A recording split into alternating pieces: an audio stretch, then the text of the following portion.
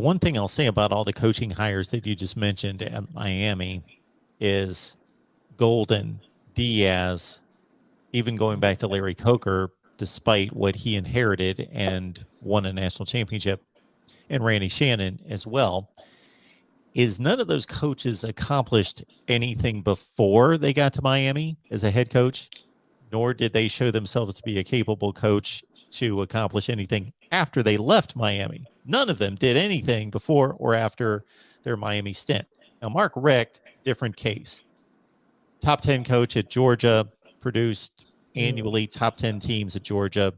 Great success, albeit no national championships, but otherwise great run at Georgia. Okay. His demise, I consider now in the aftermath a little bit different. He had health issues, made a poor choice in tying himself to his son and all of that. So this Mario Cristobal hiring might be another version of Mark Richt, but just a Mark Richt in a, not that he's accomplished anything close to Mark Richt, but he has proven to be successful at a big time program. So Miami's at least hired someone who has proven to be successful prior to the Miami job. I will give Mario Cristobal credit. Mario Cristobal is doing a lot of the same things that I will also give Jimbo Fisher credit for when Jimbo Fisher came into Florida State. Jimbo Fisher came into Florida State and admitted that Florida State wasn't going to be like the Florida State team that they had been a decade before, that there was going to have to be a rebuild. They rebuilt it. He brought his assistants in. They recruited great players. Florida State was able to rebuild it into a national championship winning program. The problem, you are 100% correct. When Randy Shannon got hired, when Al Golden got hired, it was, hey, we're a 5-time national championship winning team. Look at all these national titles we won 10 plus years ago, 10 years ago, 20 years ago, 25 years ago. Mario Cristobal has come in and basically said, we're going to have to rebuild this program. You need to be a little bit patient. Give me some time.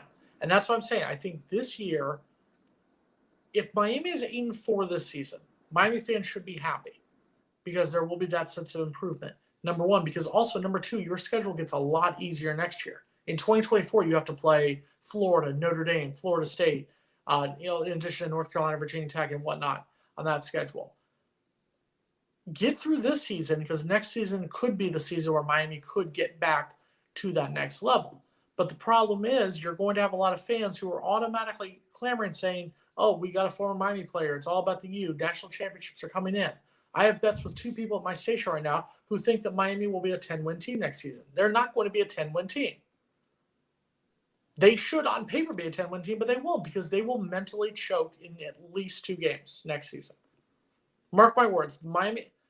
I'll give you a hot take here on March 16th. The University of Miami will not win more than 8 games next season. And I'm not saying they won't beat Florida State, but Miami will not be better than 8-4 next season. So, Jason, you well know that when I believe you have made a hot take that I can capitalize on, I jump on it. We've wagered a few times. That one I'm not going to because I think it's very iffy.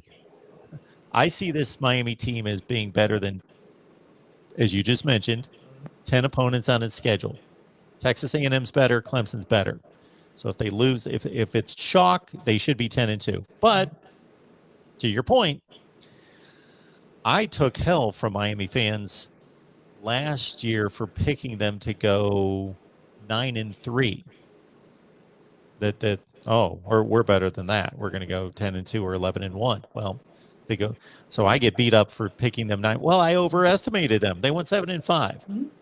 The 8-4 season, 8-3 season in the COVID year, I nailed perfectly 8-3. The year before that, and I've pointed this out to Miami fans who think I'm a hater, that the season before the COVID year, 2019, I picked them to go 9-3. No, I picked them to go 8-4. That was their 6-6 year, 6-7 with a bowl loss. So I've overestimated them. It's a fact that we've played into here, and we're in a state of Florida right now where we're all in that same boat. You've got a Florida State team that's underachieved now for the last 5 seasons, a Miami team who you could argue has underachieved, I'd say, the last 4 seasons, and a Florida team who theoretically, I know you're going to say, oh, they went to the Cotton Bowl. last season, but also they went from a team that could have made the playoff to a team that went 3 straight losses last year, and then a 6-7 season last year. They're 6-10 in their last 16 games. So I feel like right now the state's big three are all underachieving.